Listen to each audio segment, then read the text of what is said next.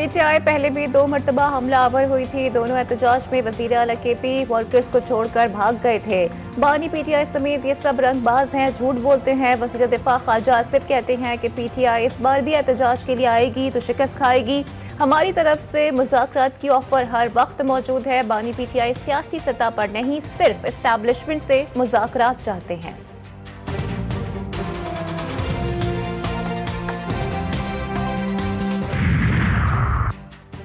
हवाओं में तब्दीली से पंजाब के इलाकों में स्मॉग में कमी आई। स्मॉग से बचाव के लिए हर शहरी का ताउन लाजमी है। सीनियर सूबाई वजीर मरियम औरंगजेब ने कहा कि मुश्किल फैसले अवाम की जिंदगियों और सेहत के तहफ़्फ़ुज़ के लिए कर रहे हैं। शहरी गैर ज़रूरी घरों से ना निकलें, मास्क पहनें। और पाकिस्तान में टूर्नामेंट खेलने से इनकार करो, बदले में पैसा ही पैसा मिलेगा। भारतीय क्रिकेट बोर्ड पसे पर्दा चैंपियंस ट्रॉफी की मेजबानी पाकिस्तान से छीनने के लिए सरगर्म। भारत क्रिकेट बोर्ड ने दीगर ममालिक के बोर्ड्स को लालच देना शुरू कर दी। बीसीसीआई का सपोर्ट के बदले भारी रकम के साथ इजाफी आईसीसी रेवेन्यू की भी लालच। यूटिलिटी स्टोर्स कॉरपोरेशन एक बार फिर राइट साइजिंग की जद में। मुल्क भर में 2500 के लगभग यूटिलिटी स्टोर्स बंद करने की तजवीज़। कॉरपोरेशन के 63 रीजन में 5500 से ज्यादा स्टोर्स फंक्शनल। हर रीजन में 50 से ज्यादा स्टोर्स बंद कर दिए जाएंगे। तनख्वाहों में 50% कटौती की तजवीज़ पर मुलाजमीन में तशवीश।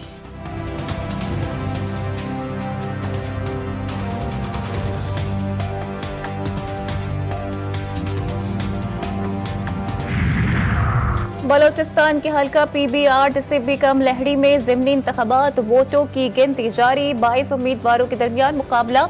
हल्के में 124 पोलिंग स्टेशन कायम। 57 इंतहाई हसास करार। 1,16,168 वोटर्स को हक राय दही का हक। आजाद उम्मीदवार मीर असगर मरी का इलेक्शन के बाइकआउट का ऐलान। मुखालिफ उम्मीदवार पर सरकारी मशीनरी के इस्तेमाल का इल्जाम लगा दिया।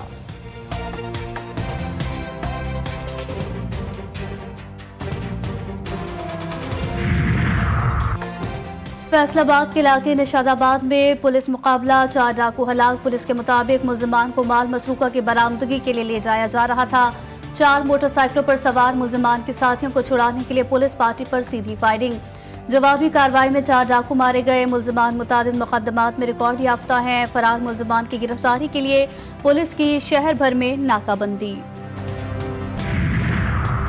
मुल्तान निश्तर अस्पताल के डायलिसिस यूनिट के 25 मरीजों में एड्स की तस्दीक। मुबैना लिस्ट मंजर-ए-आम पर 270 मरीजों की स्क्रीनिंग के दौरान 25 में एड्स की तशखीस हुई, जिनमें 11 खवातीन और 14 मर्द है। कमेटी तहकीकात कर रही है कि मरीजों को एड्स किस तरह लगा।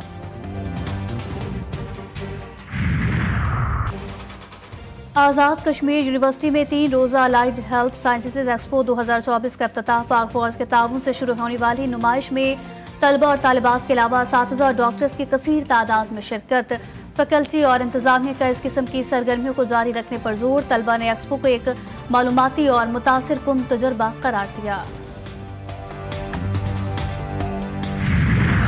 गजा और लेबनान में इसराइली फौज के हाथों कत्लेआम जारी। सहूनी फौज ने गजा को मुकम्मल तबाह करने की ठान ली। मुसलसल हमलों से शोहदा की तादाद में मजीद इजाफा। गजा में शोहदा की मजमूई तादाद 43,800 तक पहुँच गई। लेबनान में एक ही रोज में 145 हमले कर डाले। लेबनान में शोहदा की तादाद 3,500 तक पहुँच गई। गजा में फलस्तीनियों का कत्लेआम करने वाले इजरायली वजीर आजम की परेशानियों में इजाफा। अपनी जान बचाने की कोशिशें करने वाला नेतन्याहू कहीं भी महफूज नहीं।